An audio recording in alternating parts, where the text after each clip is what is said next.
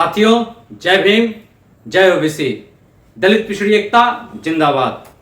साथियों, मैं कालीशंकर यदुवंशी, अध्यक्ष ओबीसी आर्मी, आज आप सभी पिछड़ी जातियों के समक्ष एक बहुत महत्वपूर्ण बात मैं करने के लिए आपके समक्ष उपस्थित हुआ हूं। और ध्यान से सुनिएगा ओबीसी समाज के लोगों, क्योंकि अब आपके हक, हकूक और भविष्य की बात है। और यह बात यह है कि जो सरकार वर्तमान में है उत्तर प्रदेश में या देश में, लगातार आप जैसा जानते हैं कि पूरे देश में पिछड़ा समाज अपने आबादी के अनुसार हक हकूक मांग रहा है, मगर उसका जो अधिकार है आज कहीं न कहीं अतिक्रमण है उसके ऊपर। और जिस उद्देश्य के साथ ओबीसी की जाति जनगणना कराने की मांग पूरे देश में उठ रही है, अगर वास्तव में हम बहुमत के लोग हैं, 60 से 70% हमारी आबादी है ओबीसी समाज की, और हमारी मांग को कहीं ना कहीं नजरअंदाज किया जा रहा है। हम पूछना चाहते हैं सरकार से, हे सरकार, तुम तो हमारा वोट लेती हो, हमारा सब कुछ तुमको समर्पित है, हमारा देश के विकास में सबसे अधिक योगदान है, फिर हमारी आवाज को क्यों नहीं सुना जा रहा, उसको दबाने का प्रयास किया जा रहा है। लगातार पूरे देश में और प्रदेश में मांग उठ रही है, मगर दुर्भाग्य की बात है कि कुछ लोग जब सत्ता में होते हैं तो वो ओबीसी की जाति जनगणना की बात नहीं करते, मगर जब सत्ता से बाहर आते हैं और फिर उनको सत्ता की मलाई चाटने का अंदर से पलीता जगता है, तो वह पुनः ओबीसी, दलित और पिछड़े समाज की बात करना शुरू कर देते हैं और जाति जनगणना की मांग करते हैं।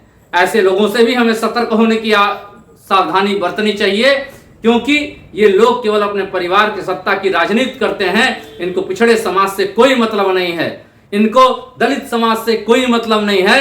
मतलब है केवल ये कैसे और कैसे सत्ता की मलाई चाटे। जो सबसे महत्वपूर्ण बात है अब मैं वह करना चाहता हूं।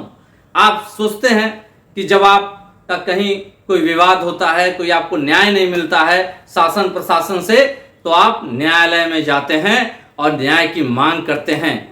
मगर ये विडंबना देखिए कि जो पार्टियां बड़ी बड़ी पार्टियां हैं, और चाहे वो राष्ट्रीय पार्टियां हो, चाहे वो प्रदेश की पार्टियां हो, खासकर मैं उत्तर प्रदेश की बात करना चाहता हूं, हमारे लिए जाति जनगणना लगातार हम लोग मांग करते रहे, मगर सरकार यदि नहीं सुनी तो आपको कोर्ट में जाना चाहिए था। विभिन्न दलों के लोगों को मैं यह बताना चाहता हूं, मगर किसी भी दल ने यह जहमत नहीं उठाई कि वो हाईकोर्ट में जाकर के जो भारतीय संविधान की आर्टिकल 340 में बाबा साहब भीमराव अंबेडकर ने हमारे लिए प्राविधान किया था, उसको भी उन लोगों ने नहीं सोचा।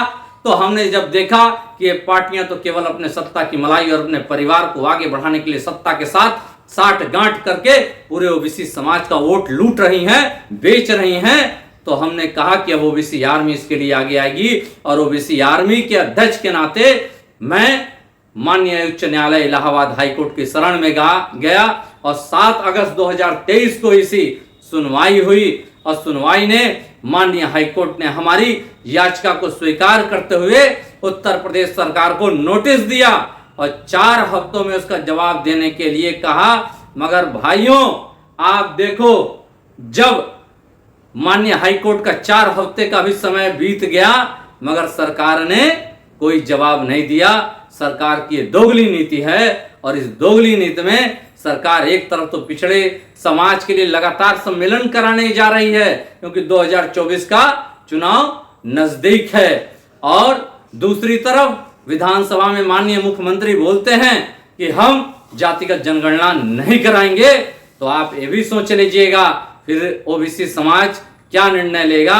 यह बहुत ही दूरगामी और महत्वपूर्ण परिणाम आएगा। और मैं साथियों आपको बता देना चाहता हूं कि ये लड़ाई लड़ने के लिए मैं संकल्पित हूं, और मुझे मालूम है सरकार की तरफ से हमारे ऊपर फोकस किया जा चुका है। कहीं ना कहीं आप जो जानते हैं कि अगर हम कोई न्याय की बात करता है, न्याय के लिए आवाज उठाता है, तो पिछड़ी भाइयों, मेरे ओबीसी समाज के लोगों, मुझे डर नहीं है, क्योंकि मेरे साथ आपका बहुमत का बल है। सरकार को जो करना हो कर ले हमारे साथ, मगर अंतिम दम तक मैं जातिगत जनगणना के लिए लड़ता रहूंगा। अंबेडकर साहब के सपनों को साकार करने के लिए लड़ता रहूंगा। बीपी मंडल साहब का जो 40 संस्तुतियां हैं ओबीसी समाज के हक हकूक के लिए, उसको लागू कराने के लिए संघर्ष करता रहूंगा। और जो हमारे तमाम महान व्यक्तित्व हुए, चाहे वो ज्योतिबा राव फूले हुए, चाहे हमारे पेरियार साहब हुए, तमाम लोगों ने जो लड़ाई लड़ी, चाहे कर्पूरी ठाकुर साहब हुए, भीमराव अंबेडकर साहब ने सबसे बड़ा अपना योगदान दिया था। साथियों, अब तुम समझ लेना कि सरकार की मंशा क्या है। सरकार की मंशा तुमको केवल और केवल कीड़े मकोड़ों के तक सीमित रखने की है, और मलाई खाने के लिए कुछ मुट्ठी भर लोग हैं, और अपनी जाति के भी, पिछड़ी जातियों के भी तमाम दलाल हैं जो पार्टियां बना के अलग अलग जात की आज उनसे साठ गांठ कर चुके हैं। और इस साठ गांठ बहुत ही खतरनाक है। उनको प्रश्न करो। कुछ लोगों ने, कुछ दलों ने तो जो जाति के नाम पे पार्टियां बनाया, उन्होंने पिछड़ी जातियों को मूर्ख बनाने का काम कर रहे हैं कि तुमको हम अनुसूचित जाति में शामिल करा देना चाहेंगे। मगर मैं पूछना चाहता हूं, आज अपने आप को डबल इंजन सरकार के इस संगठन की एक भाग बताने वाले ये पार्टियां क्यों नहीं लागू करा चुके?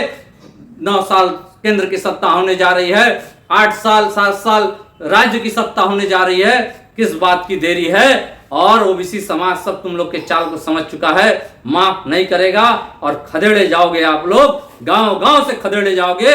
पिछड़ी जातियां जाग चुकी हैं। भाइयों, बस हमारा एक आग्रह है कि 8 अक्टूबर को इसी ओबीसी, नई ओबीसी क्रांति करने के लिए चौरी चौरा की क्रांतिकारी धरती, जो दलितों और पिछड़ों की क्रांति की धरती रही है, 8 अक्टूबर को वहां पे राष्ट्रीय पिछड़ी जाति महासंगम का आयोजन हो रहा है। और आप सभी से आग्रह है कि आप लोग वहां पहुंचकर अपनी आवाज को बुलंद कीजिए। जय भीम, जय ओबीसी।